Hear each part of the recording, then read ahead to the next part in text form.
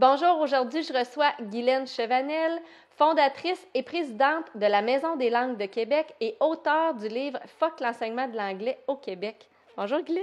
Bonjour Mélanie. Ça va bien? Ça va très bien. Merci beaucoup d'avoir accepté notre invitation. Ça fait plaisir, c'est une opportunité, merci. Guylaine, c'est assez frappant en tant qu'enseignante d'anglais d'avoir écrit un livre Fuck l'enseignement de l'anglais au Québec. C'est vrai que le titre nous fait nous questionner sur elle est pour l'anglais finalement ou elle est contre l'anglais. Mais l'idée, c'est vraiment de dénoncer le fait que au Québec, comme société, on aurait pu atteindre un niveau de performance en affaires, en éducation, en scolarité, beaucoup plus élevé si toutes les années passées au primaire et au secondaire avaient été utilisées de la bonne façon pour enseigner l'anglais correctement, pour garantir l'apprentissage. De l'enseignement, il y en a eu beaucoup, Oui. mais il n'y a jamais eu de garantie qu'on allait apprendre. Donc, on est encore là. Bien, souvent, on sort de notre secondaire 5, dépendamment du parcours qu'on a eu, avec pas beaucoup de connaissances de l'anglais. Là. On ne se le cachera pas, là, on est capable de pas grand-chose. Tout à fait. Tu as raison, Mélanie, et c'est le triste constat que moi j'ai fait dans les 30 premières années de ma carrière. Et c'est là que j'ai senti le besoin d'écrire là-dessus pour finalement rassurer les gens en leur disant, c'est pas toi qui es de travers. Ne laisse pas ton estime de toi-même être brisée par le fait de ne pas parler anglais encore aujourd'hui, en 2019, en 2016, quand j'ai publié. Il y avait une responsabilité de société du ministère de l'Éducation, des écoles, des commissions scolaires, et cette responsabilité-là n'a pas été prise au sérieux. Donc, on a fait beaucoup d'anglais, mais on ne s'est pas assuré que ça allait aller dans la bouche des Québécois de la bonne façon pour pouvoir être fiers de nous dans cette langue-là, puis par la suite pouvoir performer. Bien, être capable d'être international, hein? Parce que, Oui. puis surtout en 2019, aujourd'hui, on n'a pas le choix parce que la business, ça se fait autant en français, mais ça se fait beaucoup en anglais. Puis je pense que c'est ton credo aussi que tu as développé beaucoup, hein, l'enseignement de l'anglais avec les gens d'affaires. Oui, ça a été une spécialité. En fait, j'ai fait double carrière toute ma vie, ce qu'on appelle la pédagogie et l'andragogie. Donc, la pédagogie, parce que je suis restée dans les écoles pour être sûre de rester proche de tout ça, puis jamais Garder ta débrancher. mission. Tout à fait.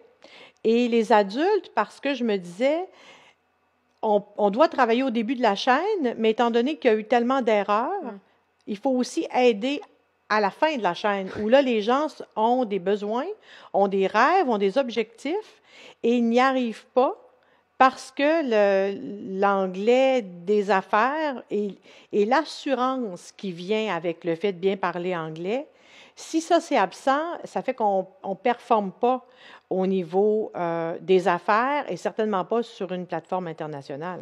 Bien, la confiance puis l'estime, là, ça part de la façon aussi comment on s'exprime en affaires. Si on est capable de le faire très bien en français, puis qu'on arrive en anglais, puis on n'est pas capable d'avoir le même niveau, ça joue beaucoup sur de qui on est, puis la perception que les gens vont avoir de nous, là. Absolument. Et il y a beaucoup d'erreurs, et quand les gens s'aperçoivent, parce que ça n'a pas été réglé pendant nos années de scolarité, quand les gens entrent vraiment dans l'action en affaires et réalisent que il y a beaucoup d'erreurs, des erreurs de structure, des erreurs de courtoisie. C'est pas adapté au niveau culturel. Les prononciations sont de travers. Les gens sont beaucoup affectés dans leur estime d'eux-mêmes. Donc là, ce qui est triste, c'est que comme société, on a un grand savoir, une grande expertise, et on n'est plus capable de le passer parce que ça coince dans la gorge. Donc, il y a vraiment beaucoup de travail, et les professionnels, les adultes, ont de grands objectifs, de grands rêves, de soigner ça, de prendre de l'assurance pour ensuite vraiment prendre leur envol puis aller vers leurs projets, leurs rêves à eux. Donc, moi, ça m'a toujours passionné d'être le pont vers leurs objectifs. Et si on ne maîtrise pas la langue nécessaire, nous n'existons pas. Et si on n'existe pas, ben c'est sûr qu'il ne se passe rien. Mais c'est une belle mission que tu t'es donnée. Cette mission-là est devenue, tu es devenue une femme d'affaires à travers de ça. Est-ce que ça a toujours Est-ce que tu as toujours voulu être une femme d'affaires ou ça s'est présenté comme ça en cours de route? C'était assez clair, même assez jeune enfant, le besoin de me réaliser, le besoin de vivre dans une grande liberté, pouvoir me servir de mon intelligence, mes talents. C'est devenu assez clair que je n'allais pas pouvoir vivre dans une vie où je serais trop aliénée. Tu fitais Donc, vraiment pas dans le moule des commissions scolaires ou du non, monde de l'enseignement traditionnel, là. non, je l'ai fait. J'ai essayé très longtemps, jusqu'en 2013, parce que j'aimais travailler auprès des jeunes. Les jeunes, c'était vraiment l'aspect de la vie, Mm. l'énergie. Mais le cadre scolaire est assez difficile. Beaucoup de discipline aussi. Ouais. Ça n'a rien à voir avec les professeurs. Ça a tout à voir avec nos jeunes qui changent. Et puis, on a aussi, on est en grande compétition avec le web. Absolument. Donc, il faut devenir extrêmement ou rester extrêmement intéressant comme professeur de langue pour compétitionner avec le web. Oui. Donc, c'était clair que le monde scolaire euh, allait pas me permettre de vraiment déployer l'enseignement, cet art-là qui est l'enseignement des langues. Donc, j'ai vite choisi de démarrer une école de langue, tout en restant dans les écoles pour quand même un aspect de sécurité aussi, Mhm. parce que se lancer dans le vide, Tout à c'est fait. inquiétant. Ben, on sait pas, hein? On fait un saut en bas de l'avion, un saut de parachute, puis on veut que le parachute s'ouvre, mais on le sait pas tant qu'on n'est pas arrivé en bas. Tout à fait. C'est quoi qui te fait le plus triper dans ton rôle de femme d'affaires? En fait, dans mon rôle de femme d'affaires, c'est la liberté, ça c'est clair. La liberté au service des êtres qui ont des rêves Mm. et pour qui ces rêves sont possibles seulement dans la langue seconde. Moi, j'enseigne l'anglais, Oui. mais j'ai aussi 25 autres langues là, au niveau des services de l'école. Donc, quelqu'un peut venir pour pouvoir se marier en Thaïlande, donc a besoin de faire une base en thaïlandais. Mais le gros des affaires, ça se passe en anglais, il y a tellement de travail. Absolument. Et donc, le fait de permettre aux gens d'aller vers leurs objectifs, c'est ce qui m'anime le plus. On a quasiment une mission commune, hein? Tout à fait, Différemment, c'est mais très comparable. je t'entends, puis je me dis, mon Dieu, on a vraiment le même sens. On s'en va dans la même place avec un outil différent, mais on a quand même le même objectif d'aider les gens à réaliser leurs rêves. Tout à fait. Ça a été quoi tes plus grandes appréhensions quand tu t'es lancé en affaires? L'insécurité financière, et c'est ce qui a fait que j'ai gardé un poste dans une école ou dans des écoles. Avec du recul, évidemment, que je quitterais bien avant. Mais si les grandes peurs, les grandes appréhensions ne sont pas gérées, c'est vraiment difficile d'être créatif. Mm. Donc, il fallait calmer cette peur-là. C'est la façon que j'ai trouvée. Et aussi la peur que, malgré que je savais que mes produits, mon service était de grande qualité, j'avais peur que les gens n'aiment pas et que finalement, j'ai un très bel inventaire, Ouais.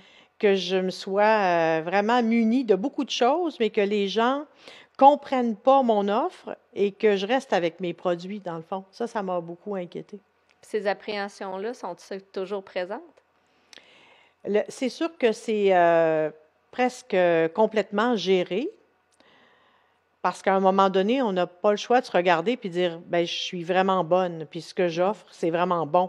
Parce qu'il y a tellement de tests qui sont faits lorsque les gens arrivent à leurs objectifs, les atteignent, sont heureux, ils peuvent vraiment jouir de leurs projets, leurs objectifs dans la langue seconde, ben, c'est nécessairement une réussite. Si quelqu'un fait vraiment la Thaïlande et se marie en thaïlandais, ça doit marcher. Donc, en anglais, quand quelqu'un peut se mettre à voyager de façon autonome, prendre des projets d'affaires où ça se passe en anglais, les gens réussissent à faire les appels conférences et tout.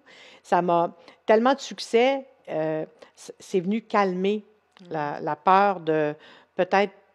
Je me suis jamais demandé si c'était bon, mais je me suis toujours demandé est-ce que les gens comprendront à quel point c'est bon. Donc ça, c'est pas Je pense que pas c'est mal chose réglé. faite, hein? Oui, Ouais. oui. C'est quoi qui te distingue le plus des autres écoles de langue privée?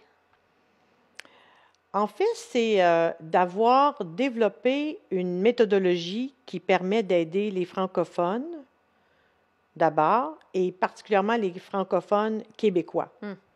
Donc, sachant comment nous on pense, comment on structure notre pensée, de pouvoir donner des shortcuts permet aux gens d'accélérer dans leur apprentissage et d'être rassurés.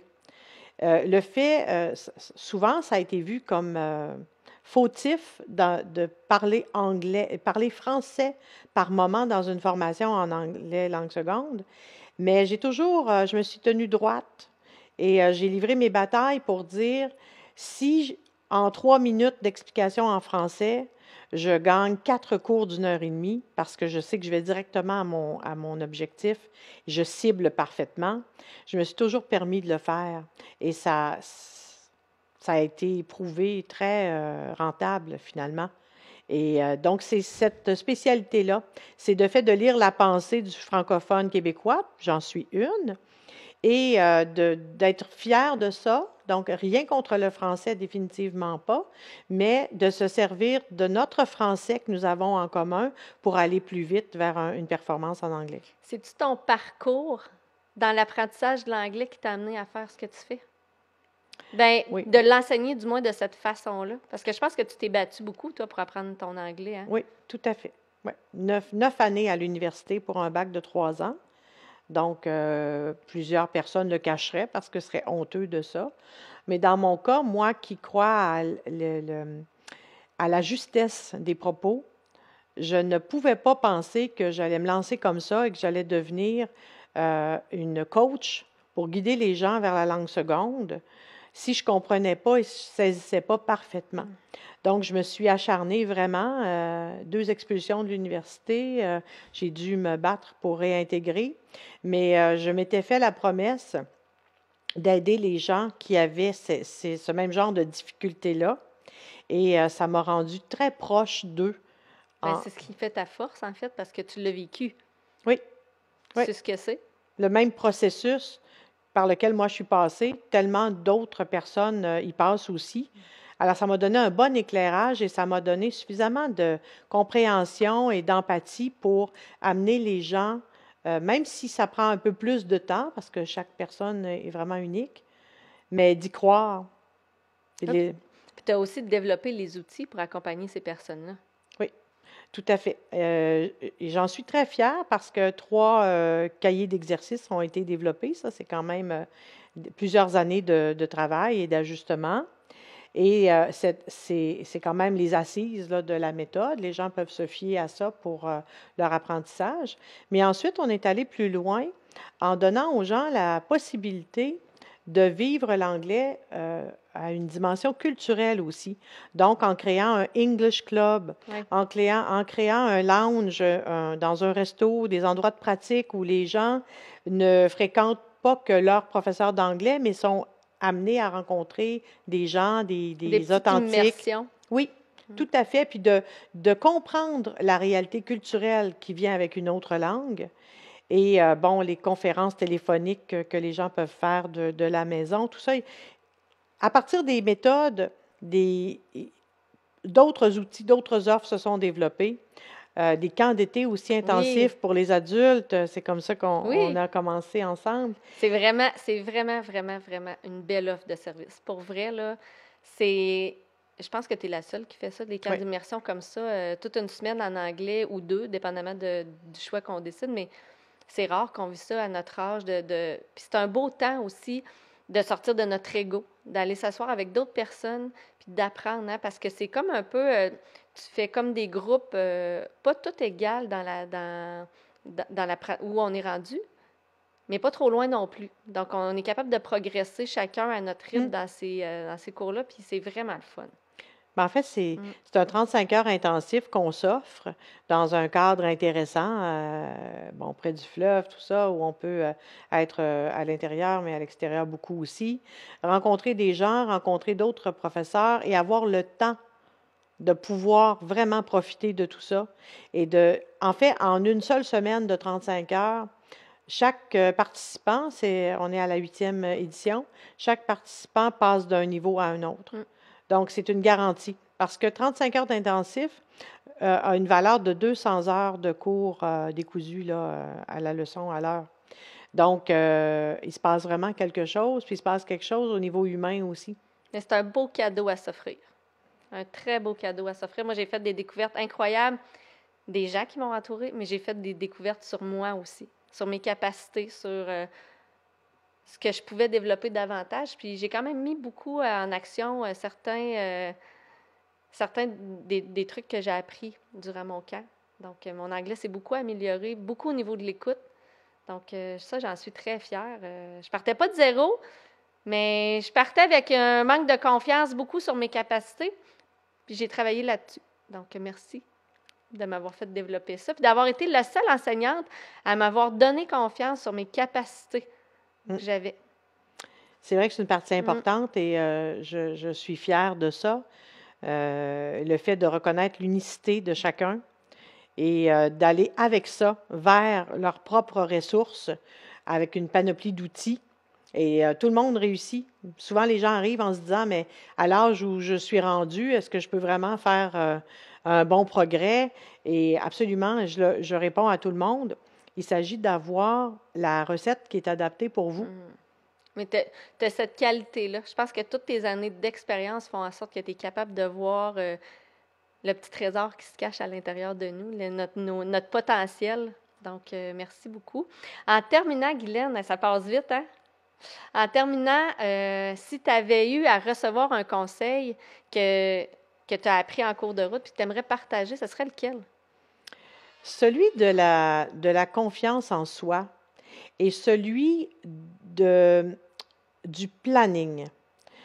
Moi, j'étais d'une nature assez planeur, avec des objectifs décortiqués, des papiers partout. Et je me disais, est-ce que c'était un trouble de compulsion, obsession? Parce que ce n'était pas beaucoup valorisé au moment où moi, j'ai démarré en affaires.